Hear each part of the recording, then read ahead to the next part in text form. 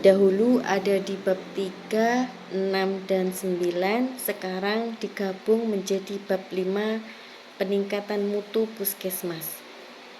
Di bab 5.1.2, indikator mutunya ada 4 elemen penilaian.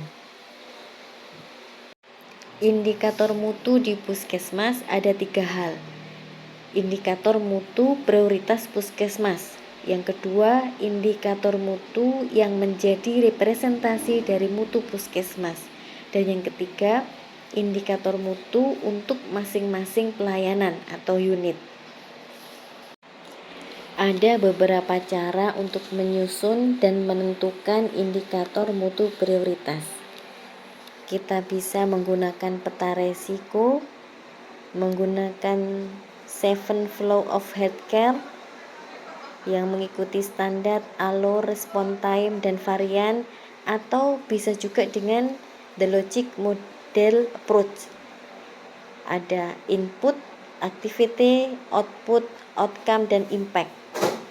Pertimbangan lain dalam memilih indikator prioritas bisa dengan high risk, high cost, high volume, performance, atau problem.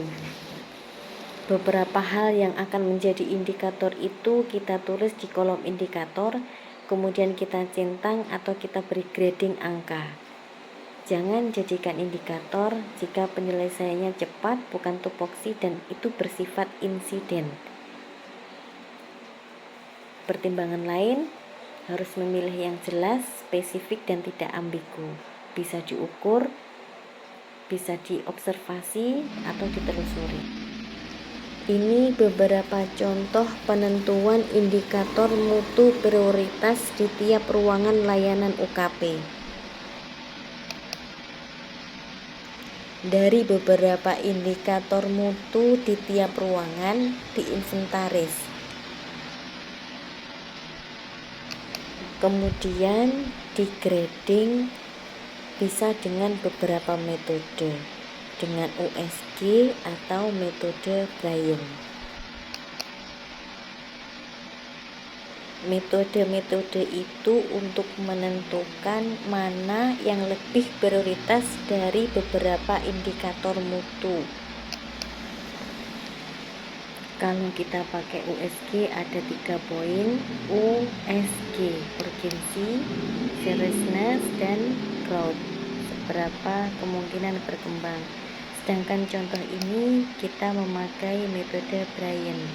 Ada 4 poin grading. Ada prevalensi, seriousness, manageability, community concern. Prevalensi itu seberapa banyak kejadian proporsinya dari populasi. Seriousness-nya tingkat keseriusan dari masalah itu. Manageability adalah seberapa kemampuan petugas mengerjakan atau menyelesaikan indikator mutu ini. Sedangkan community concern, sejauh mana masyarakat menganggap masalah tersebut penting. Setelah kita masukkan angka dari rank 1 sampai 5 sesuai dengan tingkat keseriusan, tingkat prevalensi, dan community concern serta manageability-nya, kemudian kita total. Misalnya di situ ada ruang farmasi, tidak terjadi kesalahan pemberian obat, itu kita grading seberapa tingkat keseriusannya, bagaimana kita bisa menyelesaikan masalah dan sebagainya. Dari total, kemudian kita dapatkan prioritas dari tiap-tiap ruangan. Kemudian kita rekap, ini contoh indikator mutu UKP Puskesmas Semboro di tahun 2021. Jenis layanan, ruang pendaftaran dan rekam medis, indikator mutunya terdapat beberapa, dan target yang akan kita usahakan 1 tahun ke depan.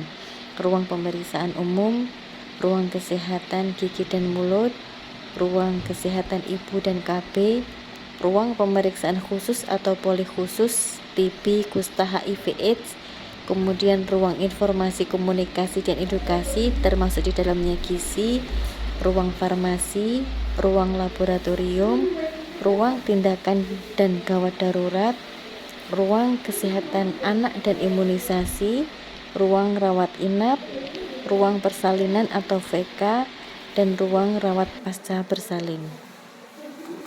Setelah dapat indikator mutu prioritas, kita buatkan kamus indikator atau manual mutu. Ada 1 sampai 23 atau di Dinas Kabupaten Jember cukup sampai 21. Ini sudah jelas poin 1 sampai ke 21.